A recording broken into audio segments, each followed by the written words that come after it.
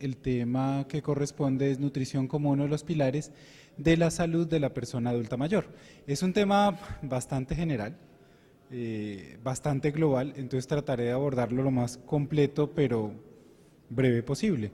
Entonces los temas a tratar son nutrición y envejecimiento, el estado nutricional, el requerimiento nutricional, el consumo de nutrientes y los niveles de asistencia nutricional, para terminar con unas conclusiones muy puntuales. Eso quiere decir que empezando con el primer punto, que es nutrición y envejecimiento, pues todos tenemos claro que durante el envejecimiento se presentan algunos cambios fisiológicos, psicológicos y sociales. Tenemos diferentes ejemplos. Si lo miramos netamente desde lo fisiológico, entonces sabemos que la masa muscular se pierde desde determinada edad. Entonces algunos autores hablan desde los 30, desde los 40, desde los 50 años, pero sabemos que indiscutiblemente van a haber cambios corporales. Lo mismo lo pensamos con función renal o lo mismo lo podemos mirar en diferentes órganos. Adicionalmente, en cambios psicológicos, pues ya también dependerá o está muy relacionado con las dinámicas sociales, que nos hablarán un poco más adelante. Entonces, esto quiere decir que existen algunos problemas que están ligados al estado nutricional y dentro de los más comunes suelen estar o se suelen mencionar la desnutrición, el sobrepeso y la obesidad. Sin embargo, tenemos otros elementos en los cuales tratamos de hablar o de valorar el estado nutricional. Una medición usual, ¿cuál es? Peso corporal. Sin embargo, el peso en la mayoría de los casos es una medida que puede ser insuficiente y hay algunas aproximaciones como el índice de masa corporal.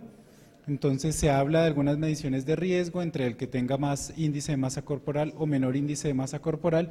Sin embargo, estos datos siempre han sido controversiales y tenemos que tener en cuenta algunos de esos cambios fisiológicos que se presentan con el envejecimiento.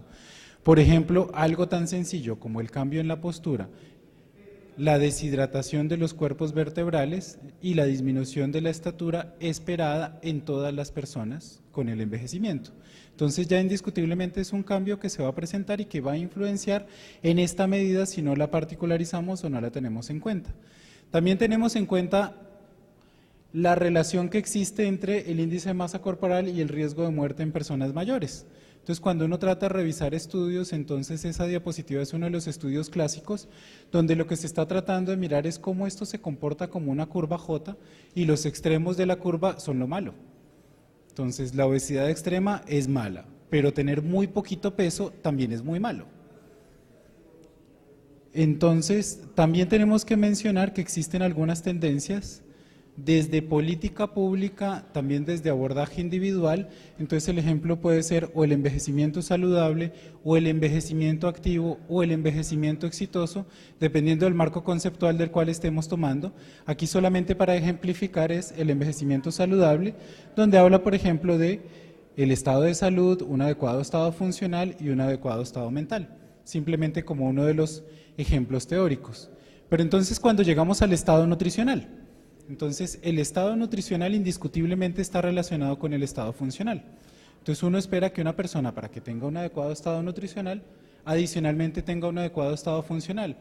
Lo podemos ver nada más desde restricciones. Si la persona no puede salir de su casa porque tiene dolor en las rodillas y no se moviliza bien y no puede hacer compras o no puede preparar sus alimentos, esto va a repercutir en el estado nutricional. Y como lo dijo alguna vez la señorita Antioquia, del mismo modo pero en el sentido contrario. El que está desnutrido pues no va a tener un adecuado estado nutricional, un adecuado estado funcional. ¿Qué cosas influencia el estado nutricional? Efectivamente la comida, tradicionalmente la salud y los desórdenes somáticos, la función y la capacidad física, pero también la función sensorial, toda la parte afectiva y cognitiva. Entonces, ejemplos muy puntuales. Cuando tomamos una patología que es demencia y una persona con demencia podría olvidar que ya comió o por el contrario no come o come más de la cuenta. Entonces indiscutiblemente va a tener una repercusión. Adicionalmente, tenemos que hablar que los desórdenes nutricionales se pueden presentar en un espectro bastante amplio. Entonces, desde la desnutrición, pero también no podemos olvidar las anormalidades de micronutrientes y más cuando han habido tratamientos, sobre todo para sobrenutrición o cuando hay algunos factores de riesgo adquiridos o específicos. Tenemos algunos ejemplos, entonces personas que se han hecho cirugía bariátrica y resulta que no se suplementaron de forma apropiada con vitamina B12. Entonces pueden hacer un déficit de micronutrientes. O algunos que adquieren unos hábitos alimentarios no tan apropiados o no tan ajustados. Entonces hay ejemplos donde, por ejemplo, ser vegetariano no es problema. El problema es no suplementar de forma apropiada alguno de los micronutrientes que podría estar olvidando si no lo hace de forma apropiada y responsable. También tenemos los ejemplos de la sobrenutrición, donde puede pasar de sobrepeso u obesidad, y de la desnutrición, donde puede estar relacionada ya sea con la inanición, con la caquexia, con enfermedad, con sarcopenia o con fragilidad. Para mencionar algunos aspectos de la desnutrición, entonces ya es conocido por ustedes las diferentes propuestas de definición de desnutrición, donde tienen en cuenta algunas medidas como la pérdida de peso y la masa muscular, la disminución de la fuerza y la alteración que puede traer en la inmunodeficiencia, y adicionalmente puede estar relacionado con una dieta insuficiente o con una mala asimilación de los alimentos. Y trae unas consecuencias que son importantes. ¿Qué puede aumentar la desnutrición? La morbilidad, la mortalidad, que lo veíamos como definitivamente personas con muy bajo peso y que está relacionado con desnutrición, pues se mueren más. Y si lo miramos en contextos hospitalarios, el reingreso, la estancia hospitalaria y todos los costos que están relacionados en la atención en salud. ¿Pero qué disminuye? Disminuye la masa magra, la funcionalidad, el estado cognitivo, la calidad de vida y adicionalmente alteraciones en el sistema inmune. Si nos vamos para el otro extremo, la obesidad, por lo menos la definición más sencilla está relacionada con un almacenamiento excesivo de grasa. Todos tenemos claro que trae un riesgo elevado para la salud, que se relaciona con enfermedades crónicas y que puede estar relacionada de forma muy importante con discapacidad y con deterioro cognitivo. Y empiezan a aparecer entonces otros términos mucho más interesantes como obesidad sarcopénica, donde estamos diciendo, bueno, pero es que la masa está bien, pero ¿cuál masa?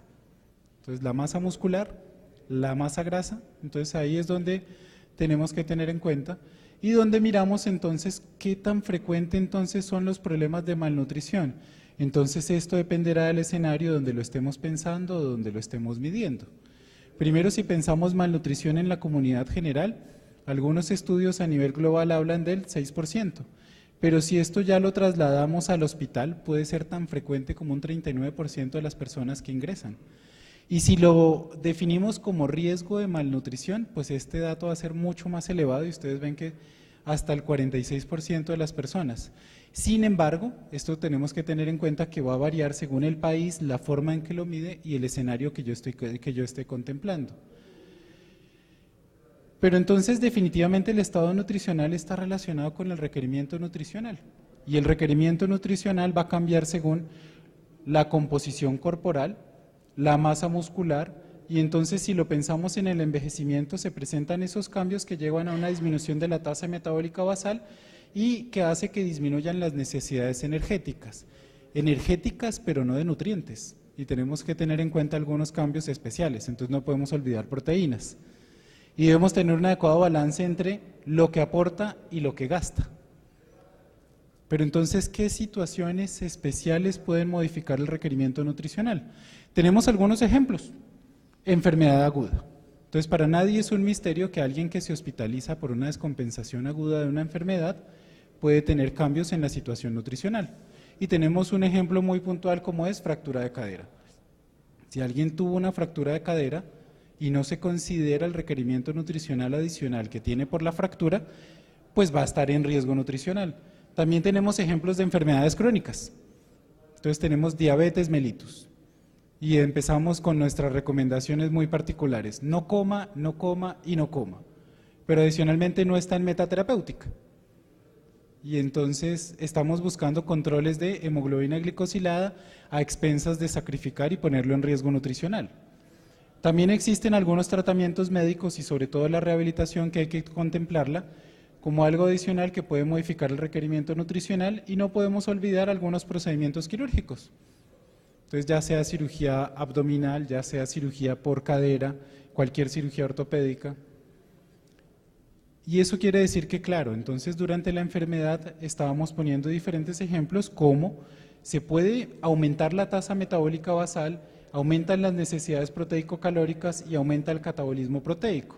Eso quiere decir que si yo no tuve en cuenta esos cambios que va a producir en el requerimiento, me van a disminuir las reservas corporales, disminuye la síntesis de proteína muscular y se altera la capacidad para acumular grasa. Porque entonces no tenemos que tampoco decir que acumular grasa es malo, no, porque depende nuevamente cómo está la distribución y las proporciones corporales. Entonces, en cuanto al consumo de nutrientes, tenemos que señalar solamente un elemento muy sencillo y muy importante. No podemos olvidar que una cosa es lo que yo le indique y otra cosa es lo que la persona recibe. Y por lo menos debería serme un interrogante muy sencillito. ¿Consume mi paciente la cantidad de alimentos necesarios para su momento metabólico? Porque yo le puedo decir, entonces le hace el cálculo y dice, necesita usted 2100 kilocalorías. Y lo traduce luego a un plan de dieta, pero resulta que definitivamente no se come todo eso. Entonces uno debería o podría utilizar algunas herramientas como el control de ingesta, donde lo que busca es garantizar el aporte y el consumo de macro y micronutrientes necesarios. Y esto es simplemente un ejemplo muy sencillo de los niveles de la asistencia nutricional, donde no se nos pueden olvidar que esto es una propuesta desde el año 2017, donde está diciendo toda persona debería recibir recomendaciones nutricionales. Y ya dependiendo del riesgo que tenga o de los factores individuales, podría uno hablar de prescripción dietaria individualizada, suplementación nutricional oral si estuviera indicado, nutrición enteral o nutrición parenteral si estuviera indicado. Pero ustedes ven que los últimos escalones de estos niveles de asistencia nutricional son la nutrición enteral o parenteral. Eso quiere decir que cualquier persona, incluso que está sana y sin patología, debería recibir algunas recomendaciones nutricionales que estén ajustadas al ciclo vital y al momento fisiológico en el cual se presenta. Y no podríamos olvidar algunos factores que hay que tener en cuenta cuando hacemos la intervención. Primero, yo tengo que detectar el riesgo. Entonces lo vimos esta mañana con el doctor Landi cuando estaba mencionando muchos elementos relacionados con la anorexia. Y estábamos diciendo, yo tengo que detectar a las personas que están en riesgo para poderlas intervenir de forma temprana. Y sobre todo evitar esa iatrogenia nutricional. Y en el contexto hospitalario lo podemos simplificar. Entonces, si uno deja en ayuno al paciente 72 horas esperando un procedimiento, entonces, ¿será que está bien desde el punto de vista nutricional? O si yo me voy al extremo y le digo no coma, no coma, no coma, no coma, pero no tengo en cuenta su contexto sociocultural, pues la puedo estar embarrando y entonces lo que puedo estar es haciendo iatrogenia. Y otros elementos muy importantes es, para nadie es una duda que la gastronomía en los hospitales no es buena. Y si está en un contexto hospitalario, pues bueno. Y si le da recomendaciones nutricionales al alta, pero no tiene en cuenta los gustos, las preferencias y las necesidades que tiene, pues también puedo estar cayendo en un error grande. Y lo último es, por lo menos, tenemos que considerar las recomendaciones nutricionales. Es así que dentro de las conclusiones principales serían, tenemos que identificar personas que tengan riesgo, idealmente si están en riesgo debería ser tanto valoración funcional como nutricional, plantear cuáles son los objetivos tanto a corto como a mediano y a largo plazo desde el punto de vista nutricional, determinar los requerimientos que tiene, hacer prescripción nutricional, que esto no quiere decir igual a suplemento, es la gran aclaración, y adicionalmente yo tengo que hacer seguimiento y ajuste. Pero acuérdese que lo que buscamos es trabajo en equipo, y si una persona sale del hospital, no se me puede olvidar que idealmente debe ir con la intervención y debe tener un control ambulatorio. Muchas gracias.